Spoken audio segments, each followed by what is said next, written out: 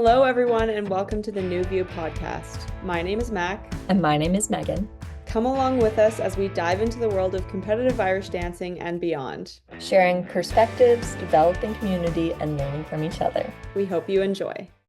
Hello, everybody, and welcome back to New View. Mac and I are so excited to introduce a very special guest, our first ever non-Irish dancing guest. Today we have Dr. Katie Peterson with us.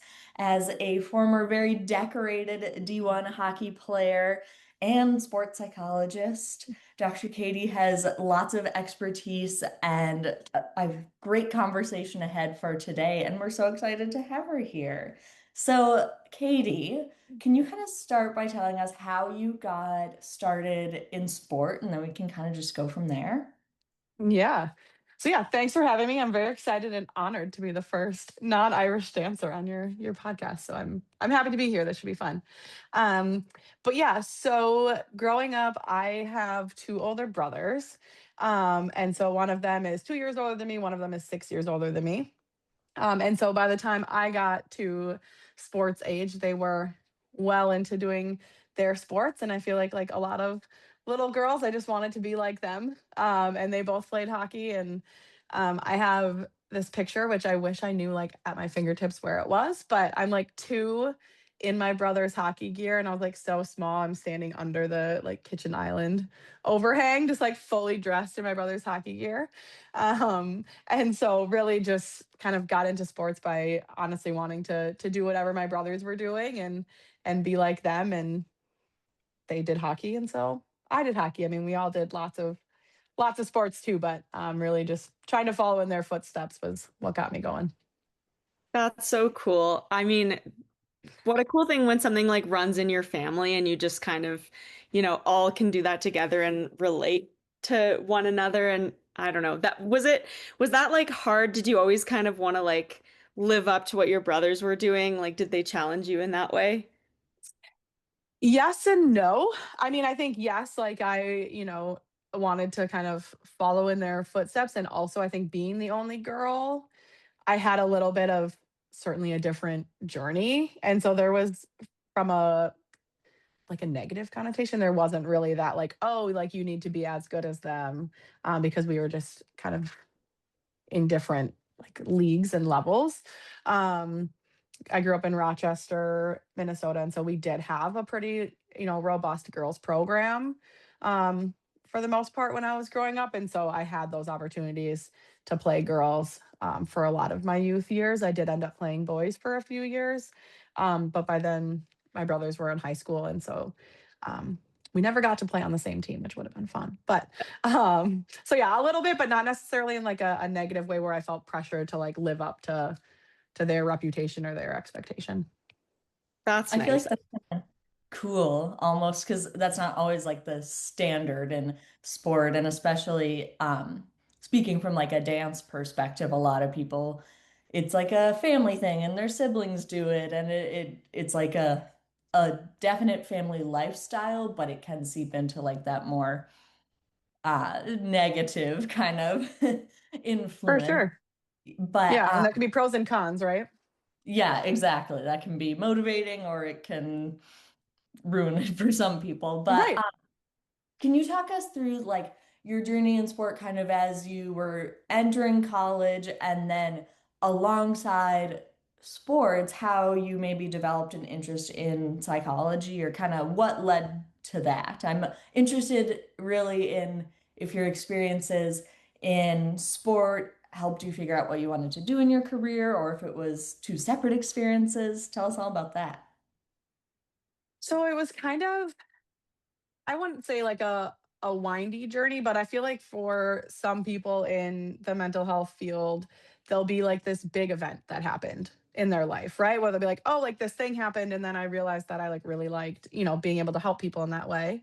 And that just wasn't really the case for me. I think growing up, like throughout, youth sports, but just in life in general, like I was able to kind of see this pattern where I like enjoyed supporting my friends and being there for people.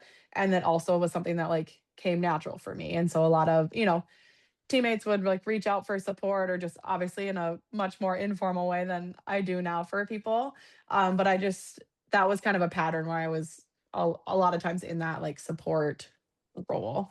Um, and then like going through college, obviously you're trying to figure out like what am I going to do with my life after this. And I went into college planning to major in psychology and then switched my major about 8 times and landed back on psychology.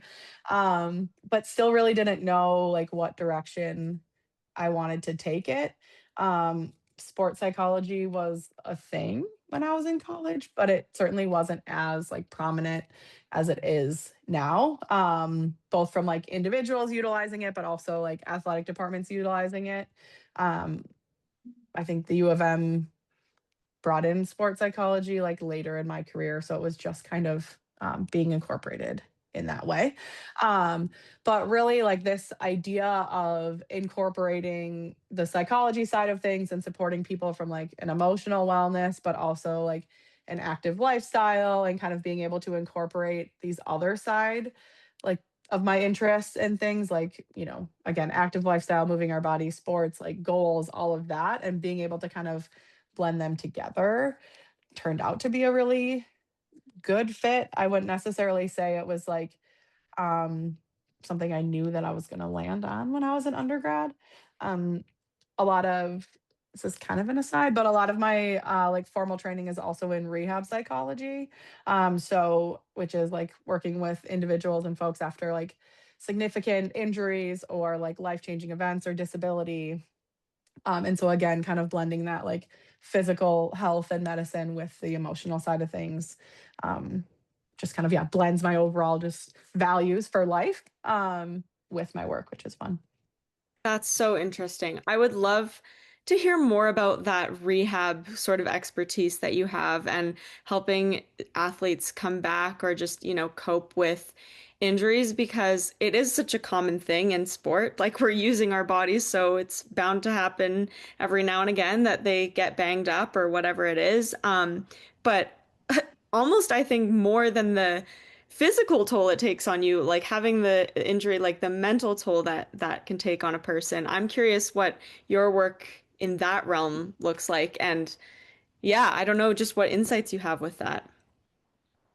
Yeah, you're exactly right. I think, and I do feel like that's an area within sport that's getting talked about and recognized more as of late, right? Especially when we think about concussion recovery and kind of return to sport, like making sure people are healthy physically, but also mentally, and kind of the importance of being in a good mental space through that recovery and how that legitimately, like research would show us, has an impact on recovery, right?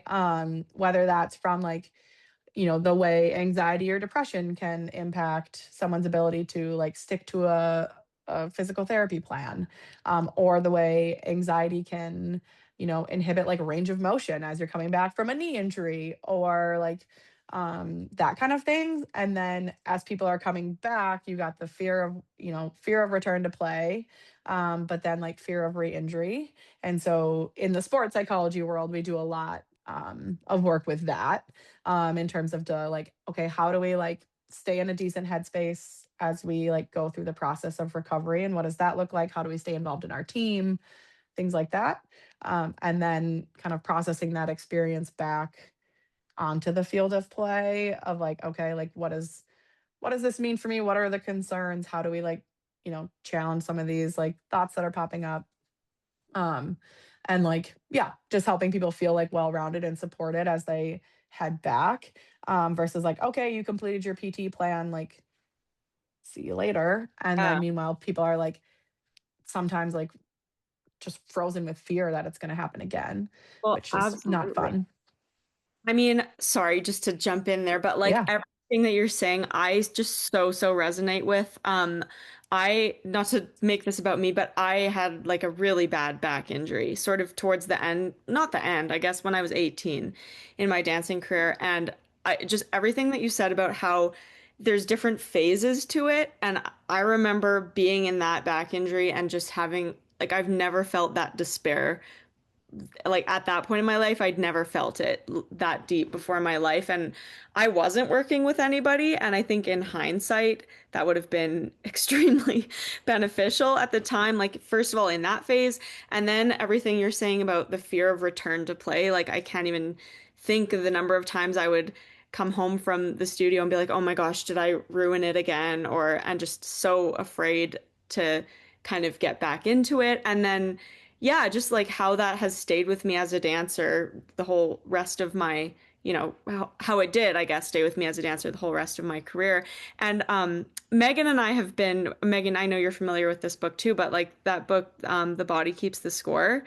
It's just so interesting to me that was popping up when you were talking in my mind because it's like, wow, what a difference that could maybe make for somebody if they were working with a professional through this in ways that, they're not holding on to the physical, but also like mental traumas that are tied into an injury like that. I don't know. These are just thoughts that were popping up for me as you were explaining all that. I just think that's such great work and so important. But Yeah, absolutely. And I love that book.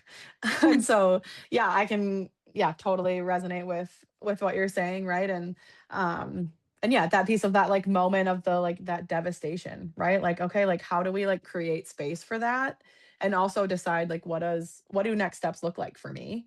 And how do I like honor that experience and also not let it like dictate my future if like I do want to get back to dance or to, whatever that sport is. Um, and then the other side of it that tends to fall more in the like rehab psychology bucket is the like, okay, you had this back injury and like you can't return to dance. And also like even if like and now like your life moving forward looks different, right? And so like you have this like life altering injury. And like how do we like still find meaning in our recovery and how do we like still find meaning in life in general? But in like what are some other goals that we can work toward because they might look different now, but we don't have to not have goals.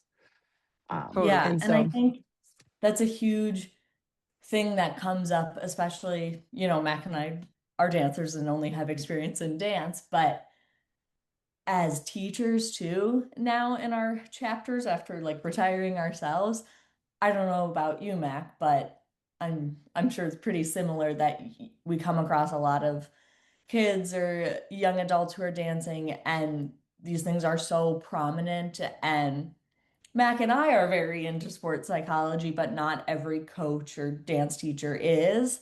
And we're left at kind of a crossroads of wanting to push the dancer and we know like what they have been capable in the past, but then also say, okay, we don't have like the medical expertise to advise you on this injury.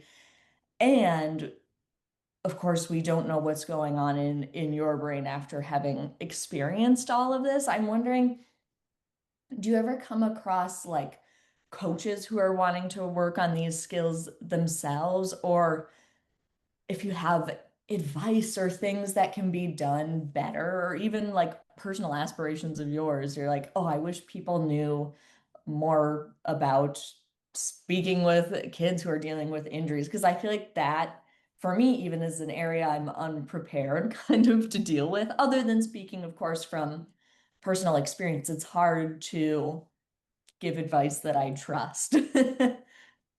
yeah, I think, there certainly are coaches who um like do want to, do better or kind of like take a more like well-rounded approach for their athletes. Like I see that being the coaches who reach out like wanting us to come do like team presentations or the sports organizations who reach out and like recognize the importance of this side of things. Um and so it's usually the ones like reaching out wanting to do better are also the ones who are kind of doing it. I don't know if I'll say well, but the best to begin with because they're aware of it, right?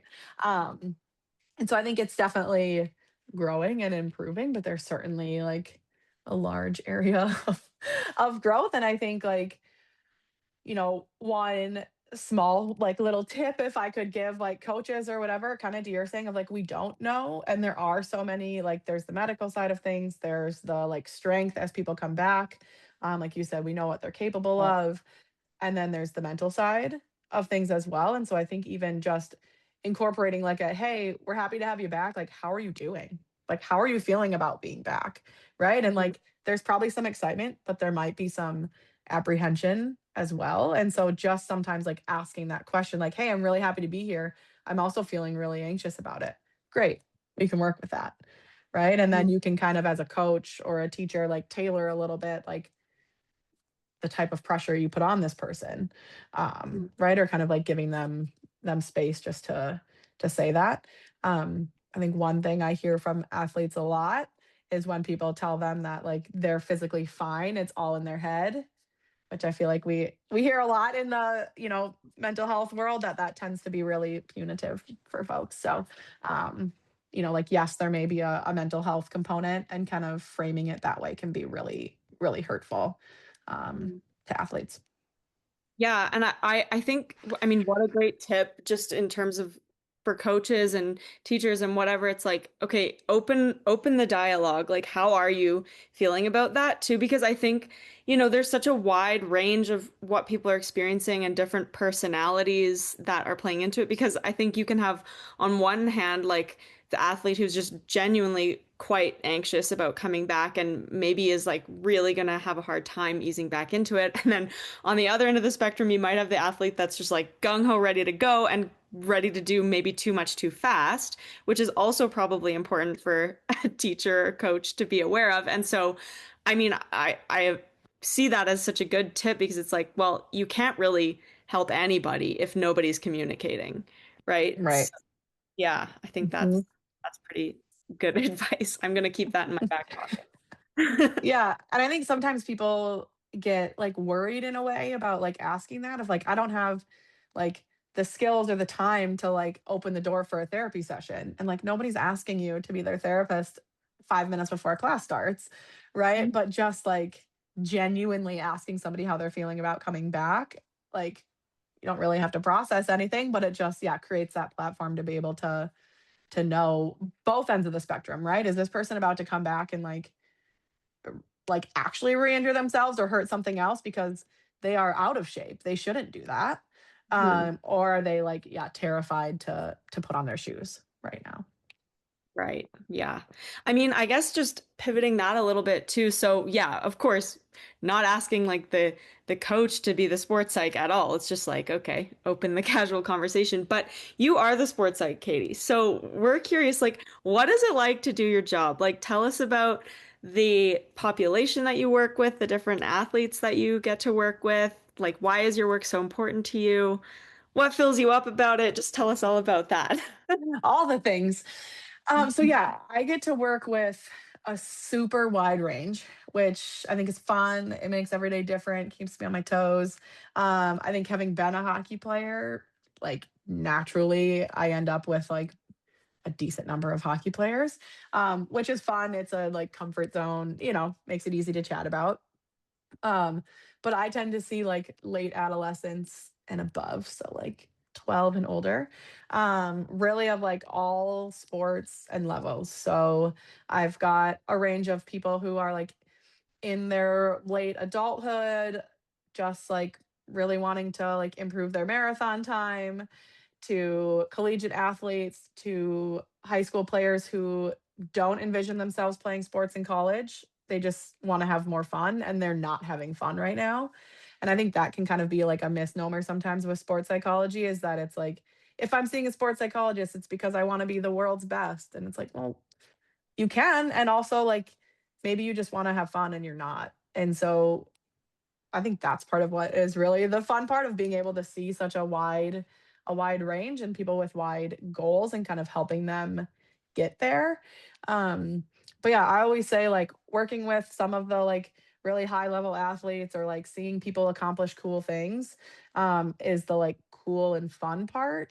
But then like hearing people talk about that experience, or just kind of like hearing the shift in their voice when they talk about how the weekend went, like going from like whether that's being really hard on themselves or kind of always focusing on the things that didn't go well, to like showing up and being like, this is what went really well this weekend, and being able to like see that confidence or that shift in somebody is the meaningful part. And so like we get really fun opportunities to work with like very high level athletes who are, people know them on the street and all that, and that's cool. But the like meaningful part that keeps me coming back every day is the like hearing those shifts and like seeing people's body language shift as they just feel better about themselves or what they're doing. I think that's amazing. And I think, I mean, I know that I can speak for both Mac and myself in saying like that's what interests us too in sports psych is like no, everyone's journey is not destined to be, like you said, the world's greatest, but if you're really in the pursuit of like just getting more out of your journey, and that's kind of what we talk about a lot at New View, and through these conversations, like Mac and I are um world champion dancers and have had lots of success and stuff, but what's been most meaningful for us is the transformation of like our mindset or the connection we've made with each other and other people. That's like really what you remember as you grow older or age out of your sport or whatever it is. Um, and any way to optimize just your enjoyment of life in general, not even the sport, to be happier and get more out of it and connect with people.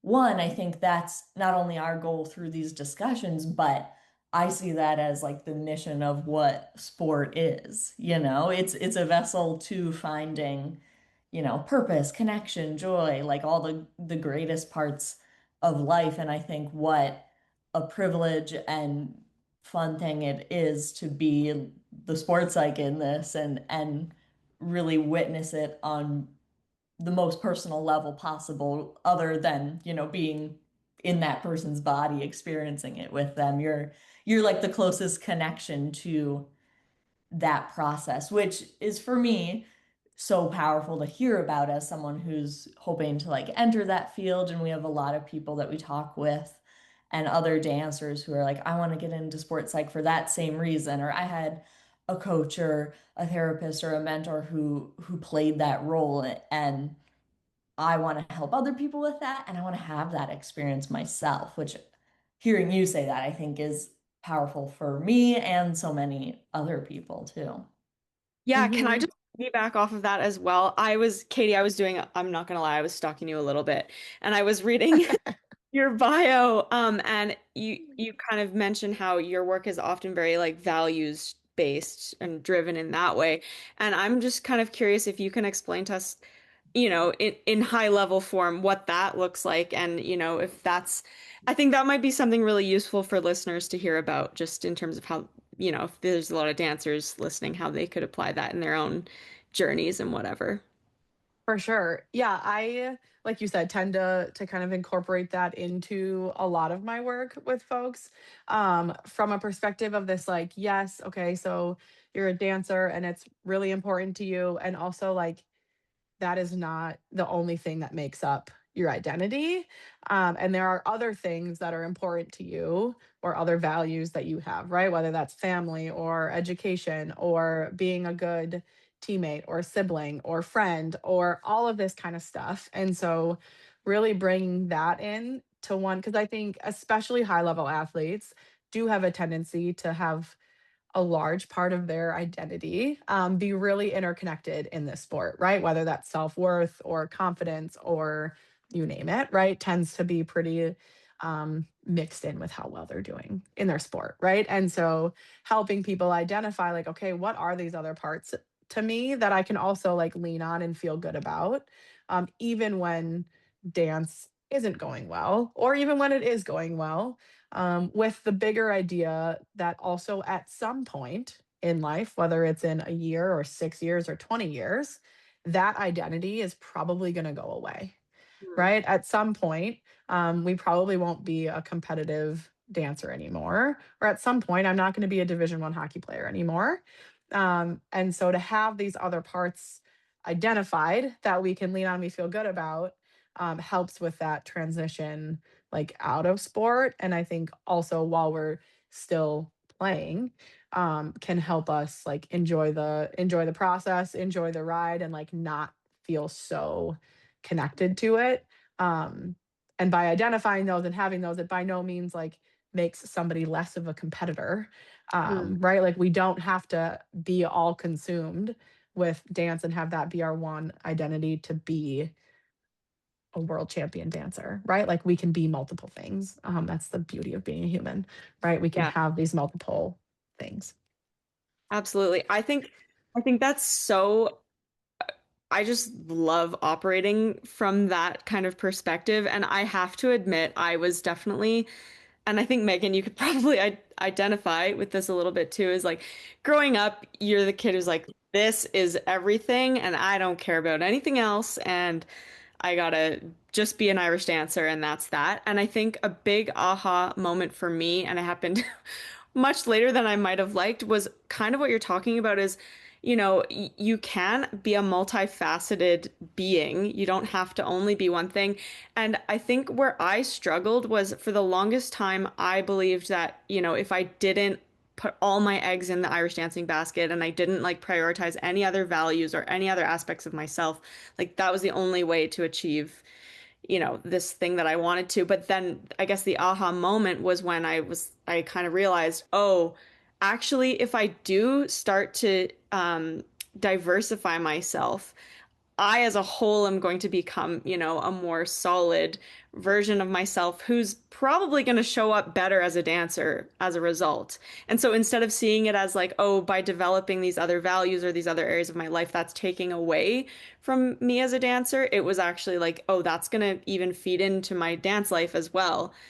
So kind of seeing it as like a win-win rather than something taking away from the dancing. But that was just my little aha moment. And it's something I'm still so curious about learning more about and how you like actually work with athletes from that perspective and have those really interesting conversations. And I just think it's super inspiring and such great work and just really, really cool as a whole. Yeah. Um, yeah, and I love how you phrased that, right? Of this, like it actually like adds to my like ability to be, just a better dancer, right? Like I can bring more to the table when I have more at the table, kind of thing. Um, and yeah, I mean, it's kind of a it depends question of like working with athletes with it really, but it's also just helping them figure out like, okay, what else is important to me, what are these other hobbies, you know what are my friends like, like that kind of stuff. Like, am I a sibling? Like, how are those relationships important? And then encouraging ways to like lean into those, and figure out like, okay, what does it mean for me to be a good sister? Right. And then this week, like, how can I lean into that, and do something that makes me feel good about the way in which I am as a sibling. And then kind of like continuing to build on it a little bit. And then we kind of recognize like, oh, I can be a good sister and still go to practice. Like I don't have to not go to practice to hang out with my brother, right? Like Hmm. I can be nice to him and go to practice. I mean, that's kind of a silly example, right? But like kind of like you're saying, we realize that we can in fact have multiple identities. And we do have multiple identities. Hmm. I think that's useful for a lot of kids, even though you were like, oh, maybe that's a silly example. I think that's like quite real for a lot of people. They're like, oh, I can't invest in whatever relationship it might be because I identify as this one single being. I don't have room on my plate to shove anything else, but you're not saying, oh, you have to, get a new plate and start over, but just like redefine what's on there. And I think that can be a simple way for people to begin to think about, how their approach to sport is, if it's maybe needing a little work or if it's healthy, whatever it is, that's a good visual, I would say, especially for our like younger crowd. Before we wrap up, Katie, I have the pleasure of knowing you, of course, but where can people find you? Like if they want to know more about you, hear you on other things, or maybe work with you, like I'm sure we have lots of people who are going to be inspired by this and like want to know you better. Well, you can find us on like achieveperformancepsych.com is our website. Um, I do have a professional Instagram. Megan probably knows my handle better than I do. I always say I don't post a lot of original content. I just repost other things that are pretty good. So if you want to follow me for some reposts, I'm your girl, but original content of me speaking, I'm probably not your gal. Um, And then, yeah, so I think the best way is probably through the website of just filling out our little form. But yeah, Achieve Performance Psych. Achieve Performance also has an Instagram. Awesome. But yeah. That's amazing. Well, we can And we'll link also, all that. yeah, we'll put all your stuff in the description. So that's perfect. Well, this honestly, I feel like I have so many more questions and I would love to get into the nitty-gritty of being a sports psych and all of that, but maybe we'll have to have you back on for another chat sometime soon. But thank you so I'd much. love to come back. Yeah, thank you so much for making the time to come on. And yeah, it's been awesome. Yeah, thanks for having me. This was great. Thanks for joining us in this episode of the New View podcast. We hope you enjoyed. If you have any ideas about future guests we should interview or want to connect, you can find us on Instagram at newview.collective or email us at newviewcollective.mm@gmail.com.